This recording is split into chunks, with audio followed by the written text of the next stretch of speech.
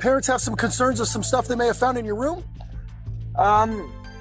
Yeah, I believe so. And what would it be? A human head and hands. Like, for real human head and hands? Yes. From? That fellow who went missing recently. Which fellow was that? Warren Brown. Warren Brown? When did he go missing? The night of the 27th. The night of the 27th? Okay, and how did you end up with him? I murdered him. With what? A knife. Why would you have done that? I've always wondered what murder felt like. And I pull the sheet back, I get on him, and he wakes up. He's, "What are you doing? What are you doing? Get off me!" It's like something out of TV.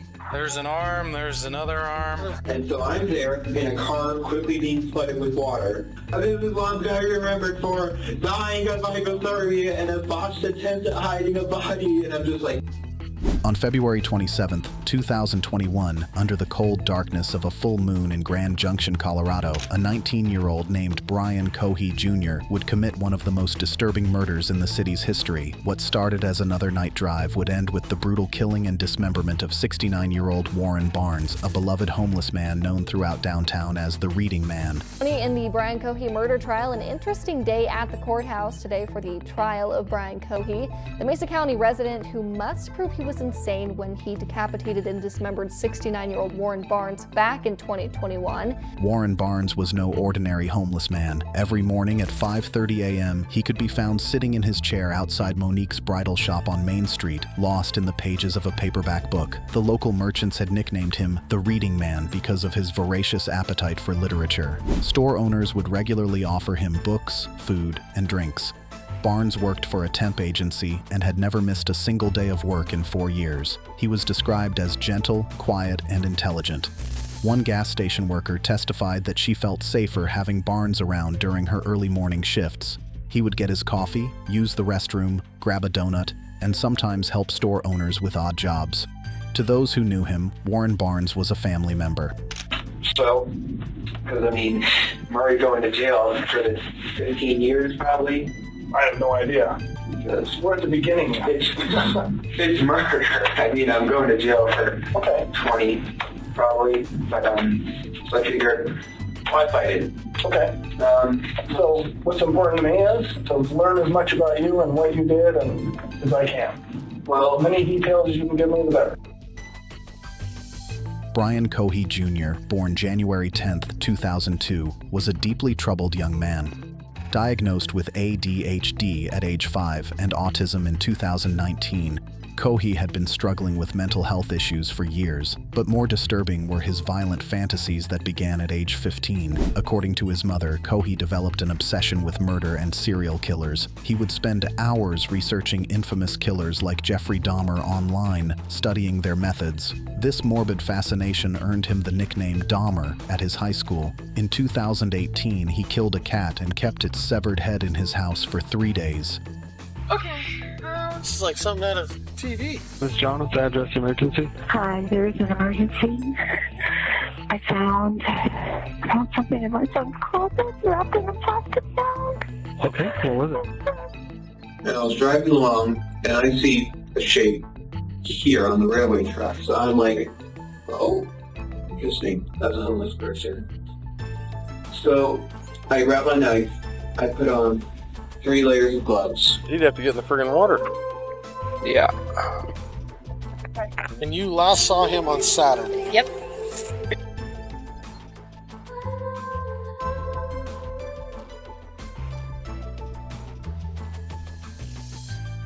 And I give him a chair to sit and read his books.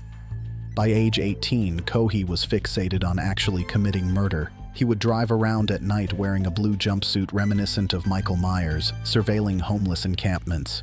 He told investigators he specifically wanted to kill a homeless person or prostitute because he believed no one would miss them. On the night of February 27, 2021, during one of his nocturnal hunting drives, Cohee couldn't find a prostitute in Grand Junction. After cruising around for over an hour, he spotted Warren Barnes sleeping under a tent beneath a bridge near the Mesa County Sheriff's Department. Without hesitation, Cohee put on 3 layers of gloves, retrieved his 12-inch kitchen knife from his glove box, and approached the sleeping man. He pulled back the canvas covering Barnes and began his savage attack. "What are you doing? What are you doing? Why? Why?" Barnes cried out in panic as Cohee straddled him and began stabbing. Cohee later described making animalistic noises and growling during the attack. Barnes was stabbed over 30 times in approximately 1 minute before succumbing to his injuries. In his old man voice, he was in his 50s. I know why I call him old man.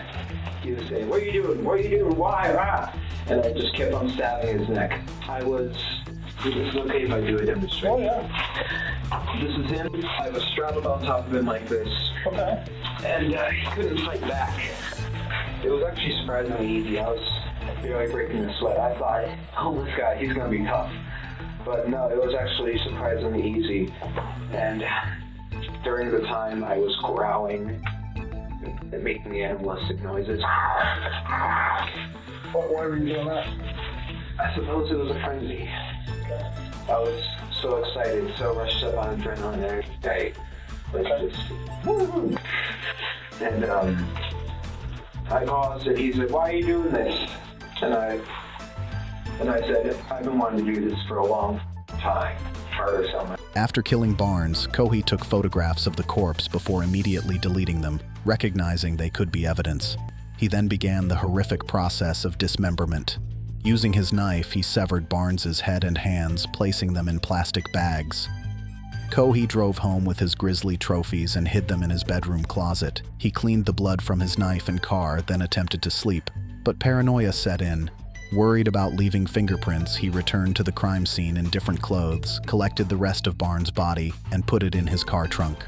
Ended at 10 o'clock, and hours later on February 28th, Cohee Sr. recalls feeling suspicious when he saw blood on the trunk and questioned his son, but a cold, calculating Cohee Jr. told his parents he cut his finger. When the Cohees reclaimed their son's river-dipped car, Cohee Sr. says he found the wallet belonging to Barnes, found a knife in the glove box, and white latex gloves. The knife was clean. Cohee's plan was to dispose of the body in the Colorado River at the Blue Heron boat launch. However, without four-wheel drive, his car became stuck on the steep ramp and slid into the freezing river.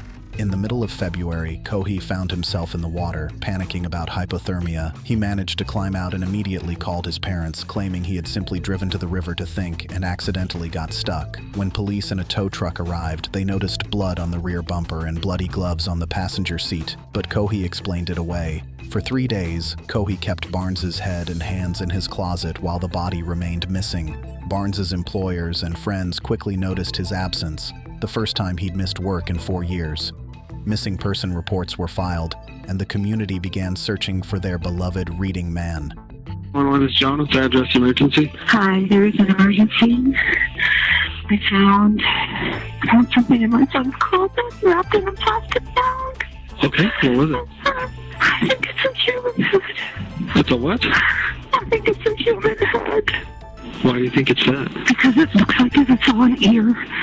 Is it bloody or does it like anything like that? I just told you to come. That's why I had to take a picture and send it to you. What's the address? Is your son there now? He just pulled up. We wanted to make sure he was here before we called. How old is he? 19. He's had a little bit of a fascination with the morbid, but he was channeling it, I thought, into becoming a crime scene investigator, but not so much. Do you think he's going to be cooperative with us? I don't know. I don't think he'll be violent. Just came back from his friend's house. Does he have any weapons in his room, or do you guys have any in the house? I don't know. I think that he has a shotgun, but we can certainly remove it immediately before he gets in his room. He's out by the car now, so. Is the bag still in the closet? No, it's in my kitchen sink. And there's a secondary bag that I have not opened. Officers from the Mesa County Sheriff's Office respond to the Cohee residence on South Broadway. At this point, all the children in Terry Cohee's daycare have been picked up by their parents.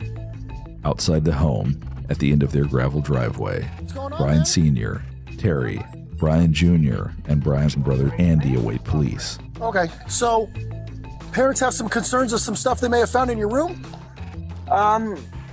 Yeah, I believe so. And what would it be? A human head and hands. Like, for real human head and hands? Yes. From? That fellow who went missing recently. Which fellow was that? Warren Brown. Warren Brown? When did he go missing? The night of the 27th. Meanwhile, the severed head began to decompose. On March 1st, 2021, at 1:48 p.m., Cohee's mother, Terry, made a horrifying discovery in her son's closet. She immediately called 911. When officers arrived at the Cohee residence, Brian immediately approached them and confessed, "I've always wondered what murder felt like." The body cam footage shows a chillingly calm 19-year-old providing details about the victim's name, the weapon used, and the location of the murder. I've always wondered what murder felt like. Okay, where did you do that at? Underneath the bridge. Which bridge? The one past Okay.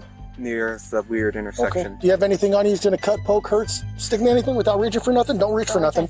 My phone and my wallet, that's okay. it. Well, I'm gonna have you face that way. Put your hands on top of your head for me real quick. I just want to make sure you interlace your fingers for me real quick, all right? Go ahead. Phone? Okay. How do you know this guy? They told me that was what was in the wallet. What do you mean that was? No, Brian, how did you come across this How'd you guy? come across the gentleman? During his police interrogation, Cohee was cooperative and showed no remorse. He methodically walked investigators through every detail of the murder and attempted cover-up.